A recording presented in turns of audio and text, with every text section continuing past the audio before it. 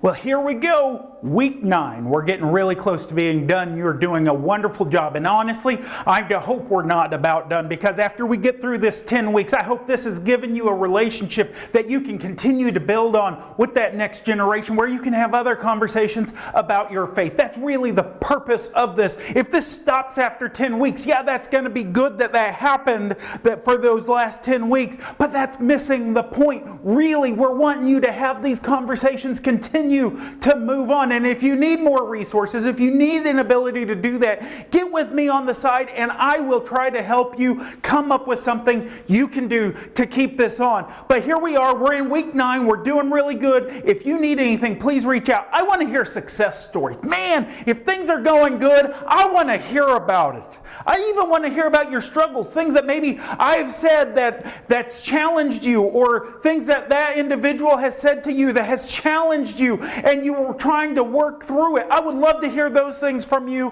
as well. And so here we are, we're in week 9. We're going to hit another challenging topic here today. And so I'm not going to waste any more of your time. I'm going to turn it over to the associate pastor here. Here we go. Well, thank you for that. We're going to be talking about something a little bit more challenging today. And you know, I remember I spent some time as a volunteer chaplain for a hospice organization, and that was always really tough. I think it takes somebody really special to be a hospice chaplain. And I remember doing it on a volunteer basis and getting to meet some of the individuals that were going through hospice, going through that transition. And you know, it was always different. Every person you encountered experienced what was going on differently. Some people had moved into more of that acceptance phase, that they are on hospice, they are going to die, and started looking more back at their life and what God had done for them and things like that. But there was always a segment that was just still very angry about what was going on, very angry with God, very angry that they had cancer or was in congestive heart failure or whatever. Now, I remember meeting a guy, and he ultimately wasn't that old.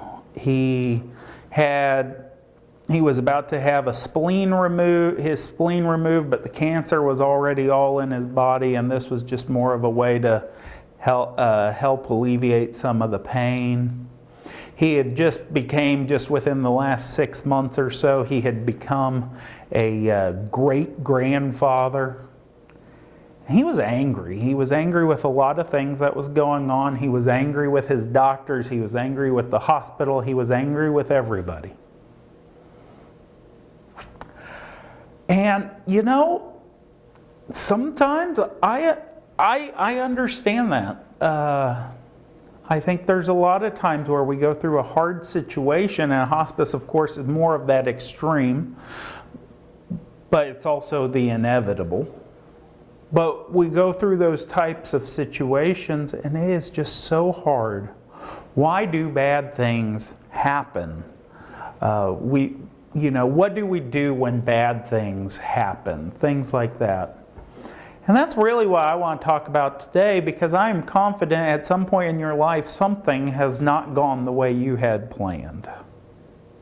And guess what? That next generation, almost regardless of their age, they have probably already had something happen that is hard on them. Something has happened that isn't going according to plan.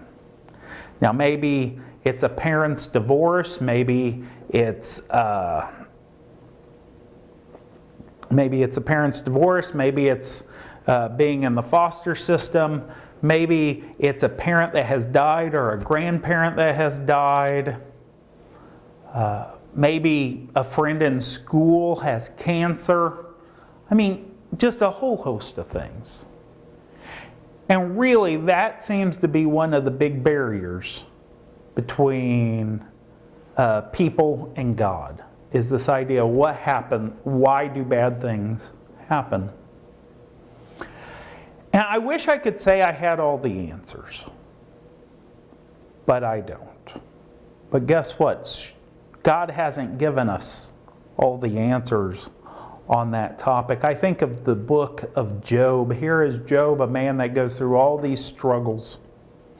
His life's not going, of course, he started out really wealthy and a big family and all that, and Satan starts taking things away. The adversary starts taking things away, and he ends up with boils, and he's scraping off the boils, and it's just a gross picture. And his friends are basically like, or his wife goes, you may as well just go ahead and curse God and die. And Job says, no, I can't do that. And at one point, Job is pretty distraught and grumpy with God. And finally, God answers in chapter 38. References are in the description section as always. And essentially, God says, who are you to question me? I made the world. Where were you when the world was made? I put the stars in the sky. Where were you when I put the stars in the sky? I made this, and I made this, and I did this, and I did that. Where were you when I did all of this? It's really God's response. And in our modern day sensibilities, we can be taken back by that. But God has a point. Who are we to question God, even in the midst of our struggles, when He has done so much? And while that is the direct reference that God gives, we can also think of other times as well where that's kind of what we get, but ultimately things work out. We think of Joseph in the book of Genesis. And in fact, we did a book club book on it, and so if you want, you can go to our website, fcclathrop.com, and go to video references and go to book club, I think's what it's called, and it's a tab called You'll Get Through This. That's the book we did. And it goes through Joseph's life, and I'd encourage you, you can watch those videos. I think the church library has some of those books if you want to borrow one. And it goes through Joseph's life, a man who got sold into slavery, put into prison, falsely accused of raping somebody, all these things. And then in Genesis chapter 50, his brothers come to him because his brothers had sold him into slavery. And his brothers come to him and they basically fall on their face and say, Joseph, we're going to be slaves to you. Joseph, just don't kill us. All this other stuff. And what does Joseph say? What's his response in Genesis 50 verse 19? It says this. Joseph says to them, don't be afraid. Am I in the place of God? You intended to harm me, but God intended it for good, to accomplish what is now being done, the saving of many lives. So then don't be afraid. I will provide for you and your children. So here you have Joseph looking back on his life and all those bad things that happened because his brother sold him into slavery, and he says, but God's using this for His will to save many lives. And we can look at the book of Acts. In Acts chapter 8, Stephen is just stoned, the first Christian martyr. He's stoned to death for his faith. And from there is an outpouring of evangelism where the gospel is now taken to the entire world because the church scatters because of that persecution. Again, God is using the bad things and yet ultimately accomplishing His will. And the Apostle Paul says this as well in Romans chapter 8. I'll just read verse 26 through 28.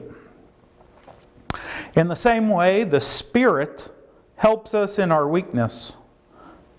We do not know what we ought to pray for, but the Spirit Himself intercedes for us with groans that words cannot express. And He who searches our hearts know the mind of the Spirit, because the Spirit intercedes for the saints in accordance with God's will. And we know that in all things God works for the good of those who love Him, who have been called according to His purposes. And so even when bad things are happening, when things are so bad that maybe you don't even know what to pray for, guess what? God is using those things. He can use those things for His will, His purposes to bring about good. And Jesus even briefly talks about this, about trusting in God even when bad things are happening. And he says, hey, don't you worry about those people that can kill the body. Worry about the God that can destroy body and soul both. Recognizing how superior and sovereign God is. And that when bad things happen, put your faith in God. Job, the same way. Hey, put your faith in me. Look at all these things I have done. Joseph, because he's done all these great things, he has saved many lives, even though I have suffered at times. He has taken what you intended for evil and used it for good. Because I think this is one of those things that always challenges our faith as Christians. When bad things happen, what do we say? How do we do it? Well, start working through that yourself. Start working through thinking about some of the things that have happened in your life that's been bad, that's been hard, that has challenged your faith. And honestly, most of the time, if you've gotten past that, you can look back and you can see where God was as you was going through those challenges. It's just when we're in the midst of the struggle, we don't see it often. And so let's start prepping that next generation to recognize where God is working. That even if we don't see it right now, when we get through this on the other side, we're going to look back and we're going to see where God was working and what He has done to use this time for good. This is week 9. Next week's the last week, and I do pray these are growing you and growing the next generation. If you need anything, please do not hesitate to reach out to us.